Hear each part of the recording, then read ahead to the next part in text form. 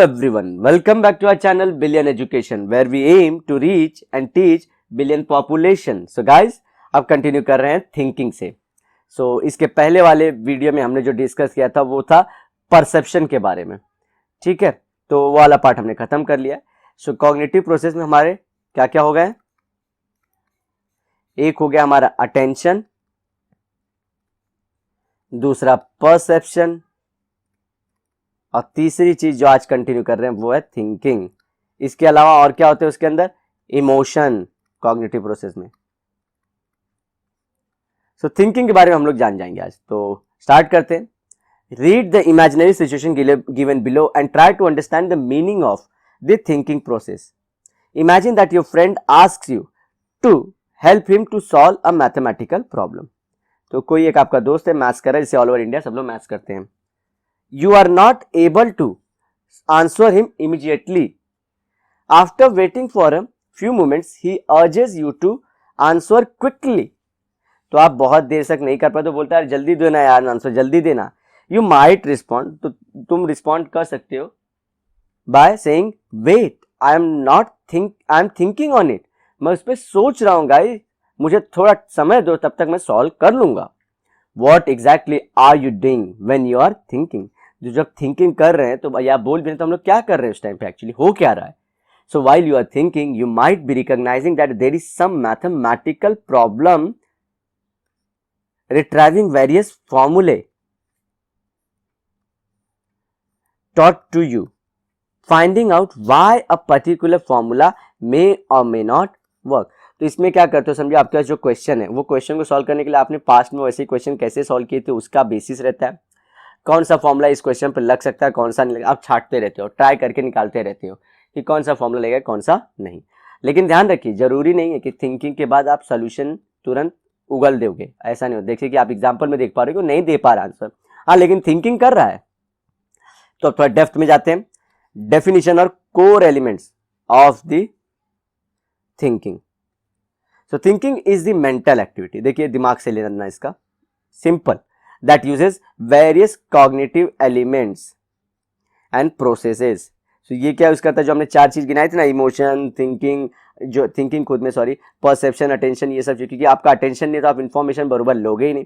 ठीक है, तो ये सब चीजें इन्वॉल्व होके आप क्या करते हो? थिंकिंग करना शुरू करते हो. Involves manipulation of information, problem solving, reasoning as well as decision making. तो मतलब क्या, देखिए यहां से आपका जो थिंकिंग है वो चार चीजें करवाता है आपसे. एक है रीजनिंग, हर एक चीज के पीछे. डिसीजन मेकिंग बहुत बड़ी चीज है. प्रॉब्लम सॉल्विंग और मैनिपुलेशन ऑफ इंफॉर्मेशन करता है. मैनिपुलेशन मतलब क्या? कोई इंफॉर्मेशन है उसको तोड़ मड़ोड़ के देखता है. जैसे हमने एक एग्जाम्पल में बताता हूं. राम की मां के 3 बेटे, एक का नाम श्याम, दूसरे का घनश्याम, तो तीसरे का नाम क्या? तो आप तुरंत ये इंफॉर्मेशन, मैंने तो बोला नहीं था कि उसके तीसरे बेटे का नाम राम है, लेकिन आप अपने दिमाग में इंफॉर्मेशन को तोड़ोगे मरोड़ोगे. ठीक है, चेंज करने के. मैनिपुलेशन में हमेशा ऐसे नहीं लेना है कि चेंज का मतलब मैनिपुलेट करना दूसरे को, पॉजिटिव या निगेटिव, वो सब नहीं जो आप सुनते हो. ये साइकोलॉजिकल मैनिपुलेशन है, चेंज. और ये सब में बैक एंड में ये क्या यूज करता है? Cognitive process. कॉग्निटिव प्रोसेस कौन कौन से? जैसे कि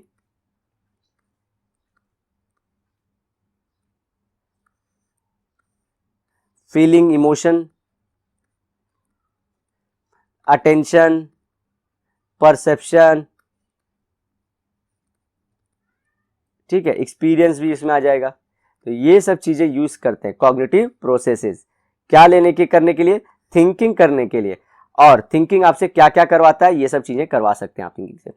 हम देखेंगे थिंकिंग के खुद के भी कुछ कोर एलिमेंट हैं जो अगर थिंकिंग है तो ये चीजें तो होंगी ही, ये आपको याद रखना. ठीक है गाइस, तो ये एक हमारा बोलते हैं ना थोड़ा एक flow chart of kind of है जो आपको इजी करता है चीजें समझने में और आंसर लिखने में. If you analyse all the mental activities involve in thinking, you'll find that the thinking seems to be private and internal to ourselves. मतलब क्या? आप जब भी देखोगे थिंकिंग आप जो करते हो वो खुद से रखते हो, दूसरों को नहीं करते. अब कोई बोलेगा कि सर मैं हमेशा सोचने के बाद टीचर ने क्वेश्चन पूछा और मैंने आंसर दे देता तो मैं तो बता रहा हूँ ना, प्राइवेट कहाँ रह गया, पब्लिक रह गया, हो गया ना। तो नहीं जी, ये जो सोचना बोलते हैं, थिंकिंग, जो मैं सोच रहा हूँ वो तो मैं खुद से ही करता हूँ। अगर मैं समझो डिस्कशन भी कर रहा हूँ दोस्तों की, बताओ ये क्या है वो क्या है, तो जो डेटा एनालाइज करके मैं खुद का दिमाग बना रहा हूँ ना, थिंकिंग ये मेरी है। फिर मैं चाहे तो बोलूँ, ये मेरा बिहेवियर हो जाए कि मैं बताना चाह रहा हूँ कि नहीं, समझे बातों को आप, या डिस्कशन करना चाहता हूँ कि नहीं, ये बिहेवियर का पार्ट है, ठीक है ये। लेकिन थिंकिंग प्राइवेट है, खुद से और इंटरनल है अपने से।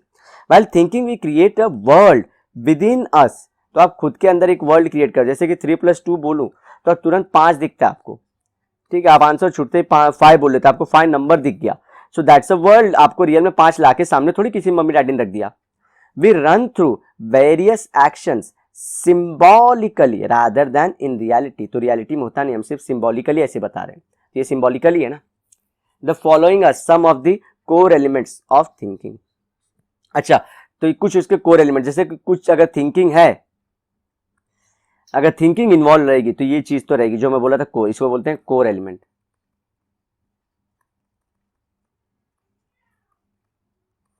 कि उसकी जान है, उसके बिना थिंकिंग बोलना मतलब नामुमकिन सा चीज है, वो चीज पढ़ेंगे अब हम। तो पहला चीज है मेंटल रिप्रेजेंटेशन। हमारे दिमाग में कुछ एक रिप्रेजेंटेशन होता है, कुछ भी होता है, देखते हैं पहले। Mental representation is the mental imagery of a thing that is not currently physically available to the senses। मेरे सेंसेस के पास अभी नहीं, जैसे 5 सेंसेस के पास अभी अवेलेबल नहीं है, लेकिन उसका एक इमेज जरूर क्रिएट कर दे रहा है मेरा ब्रेन, ठीक है। आप लोग को ये बात, इसे बोलते हैं मेंटल रिप्रेजेंटेशन, एक खुद का एक डायग्राम बनाना है। Mental representation is a coded internal sensation, internal sensation है, आउटवर्ड नहीं है, ठीक है, बाहर से नहीं मिला आपको। जैसे कि आपने समझिए, आगे पिकॉक का एग्जांपल उन्होंने लिया है, जैसे कि आप बैठे हो, पिकॉक को देख रहे हो, तो ये आपका ऐसे पंख फैला हुआ खड़ा है, अपने इमेजिन कर लेना कुछ इस तरह से, ये उसके पंख है और ये उसके टांग है, तो आप देख के बना रहे हो पेंटिंग, सो ये आपका आई है जो हेल्प कर रहा है, ठीक है, और आप अपने हाथ के थ्रू उसे बना रहे हो। लेकिन अगर क्लास में बैठे, जैसे मैं अभी पढ़ा रहा हूं आप लोग को, आपके सामने अगर पिकॉक नहीं है, तो आपका क्या है, इंटरनल एक्सपीरियंस, इमोशन, सब ये सब क्या डेटा है जो आपको इमेज बना के दिखा दिया तुरंत दिमाग में, सो इंटरनल सेंसेशन फट से जाएगा, और इसी को बोलते हैं मेंटल रिप्रेजेंटेशन। सिंपल सा टर्म है, तो ये थिंकिंग का एक पार्ट है। आप ये बना पाए तो आप थिंकिंग कर रहे हो, सोच रहे हो आप। For example, if you are asked to close your eyes and imagine a peacock in your mind, a visual image of a peacock comes in your mind with all its vivid colorful plumage।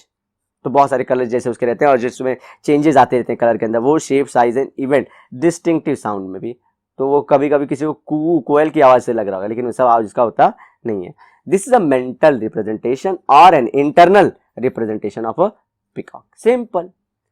So internal representation are acquired through direct experience, through sense organs, or through indirect experience such as narration, pictures and videos। Direct experience हमारे case में peacock क्या, आपने आंखों से देखा तो आपका कौन सा सेंस काम किया, आए, ठीक है, और अगर आपने नहीं देखा था तो आपके दादा दादी ने दिखा होगा, या आपने पिक्चरों में देखा होगा, मतलब फोटोज में या तो वीडियोज में देखा, तो दोनों काम कर रहे हैं। सो डायरेक्ट इनडायरेक्ट हो सकता है एक्सपीरियंस मेरे किस चीज के लिए, इंटरनल रिप्रेजेंटेशन के लिए। इंटरनल रिप्रेजेंटेशन क्या होता है, इसको हम लोग क्या बोलते हैं, ये हमारे थिंकिंग का एक पार्ट है। Internal representation form the basis of all the cognitive process. तो इंटरनल रिप्रेजेंटेशन, ये छोड़िए, थिंकिंग का छोड़िए, हर एक कॉग्निटिव प्रोसेस का ये एक पार्ट है, इतना बड़ा है ये इंटरनल रिप्रेजेंटेशन ऑफ एवरीथिंग। अब आ रहे हैं हम लोग कॉन्सेप्ट पे। तो कॉन्सेप्ट देखते क्या होता है। कॉन्सेप्ट इज एन इंटरनल, फिर से representation which the brain uses, इसको यूज कर रहा है रिप्रेजेंटेशन को, to denote a certain classes of thing in the world. तो कुछ चीजों को बताना चाह रहा है वर्ल्ड के, जो भी वर्ल्डली जो भी चीजें उनको बताना चाह रहा है हमारा दिमाग इंटरनल रिप्रेजेंटेशन को यूज करके। देखेंगे क्या है, लेकिन द कॉन्सेप्ट इन्वॉल्व्स एक्सट्रैक्शन, हर एक चीज नहीं बताना चाह रहा है, ऑफ सम आइडियाज, कुछ आइडिया दिमाग चूज के लाके सामने दे रहा है, on the basis of similarities and differences among many sensation. Example ले लेते हैं, a child forms a mental representation of a cow, thereafter he starts deriving some idea. यह आइडिया कहां से आया उसको, जो उसका इंटरनल रिप्रेजेंटेशन था। कि अब देखिए बताता हूं, आगे बढ़ते बढ़ते मैं बताऊंगा। What a cow means, it is a four-legged animals with head, body, tail and horns। तो आगे दो हॉर्न्स होते हैं।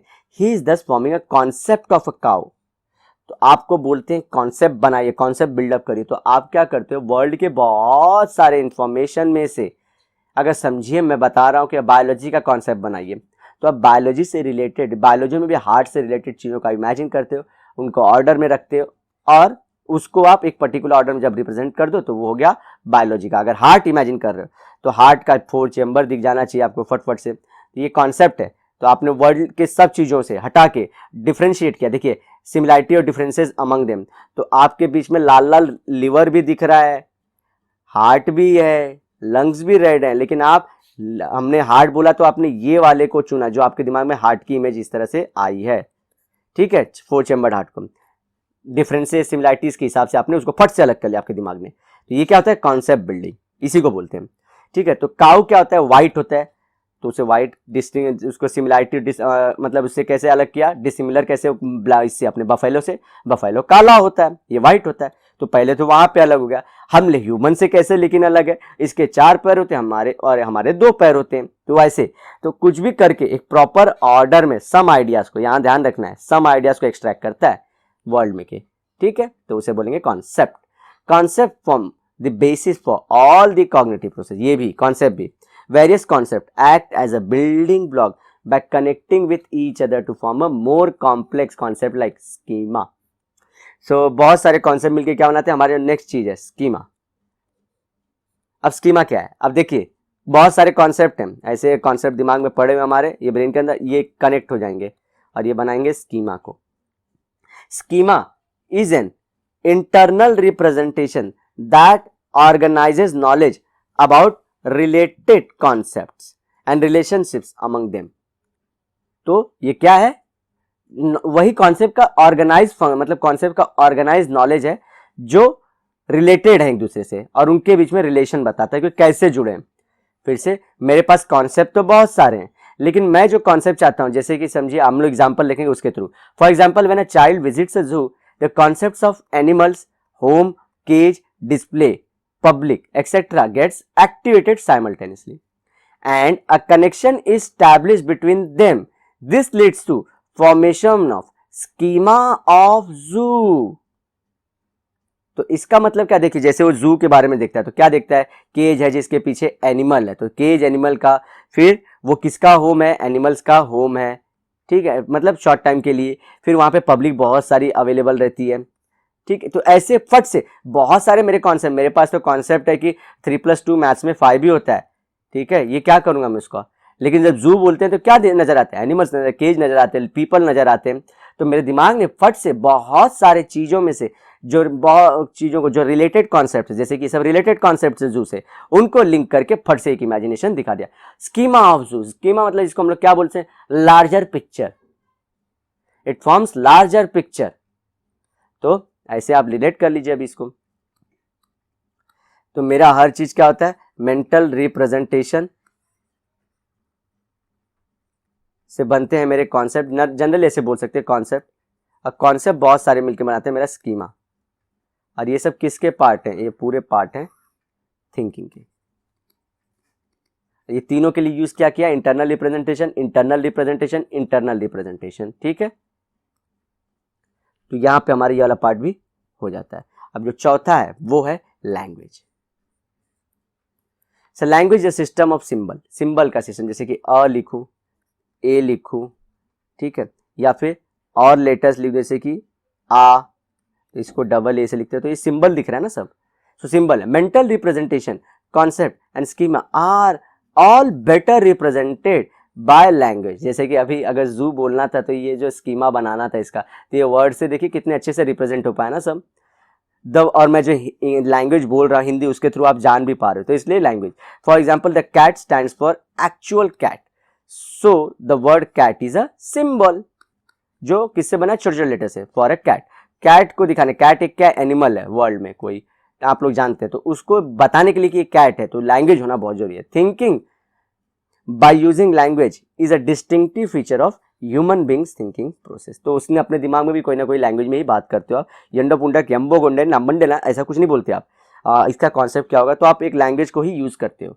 सो गाइज होपफुली आपको ये वीडियो समझ में आएगी। अगर आप लोग को वीडियो अच्छी लगी तो प्लीज लाइक दबाइए, जितना ज़्यादा लाइक दबा सकते हैं, कमेंट कर सकते हैं, उतना आप लोग प्रमोट करिए, बिकॉज हमें मोटिवेशन, पर्सनली मैं बार बार बोलता हूँ, मोटिवेशन बहुत मिलती है। अब हमारा वीडियोस इतने नंबर्स में भी नहीं है कि वो हम जैसे कि और लोगों का ये रहता है कि ये प्रमोट होता है और जाते रहते हैं ट्रेंडिंग लिस्ट। हमारा वो एम नहीं है। हमारा जो अभी एम है वो है मोटिवेशन का। तो जितना ज़्यादा मोटिवेशन आता रहेगा, जैसे बच्चे जितना डिमांड करते हो, हमको और अच्छा लगता है कि बच्चे डिमांड कर रहे हैं, तो वही मोटिवेशन बनाए रखने के लिए आप लोग प्लीज़ लाइक शेयर करना और कमेंट भी करना। तो गाइज मिलते हैं नेक्स्ट लेक्चर में। Till then bye bye, have a great and nice day ahead.